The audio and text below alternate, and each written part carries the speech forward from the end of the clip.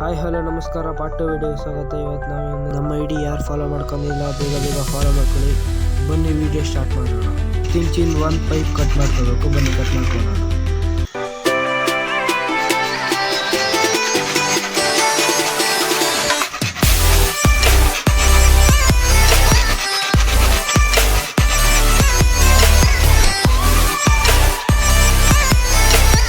Cut ಆಯ್ತು ನೋಡಿ.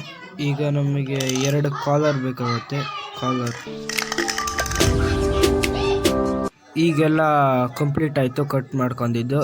ಈಗ ಕೇವಲ ಜೋಡಿಸ್ಬೇಕಷ್ಟೇ. ಬನ್ನಿ ಜೋಡಿಸೋಣ.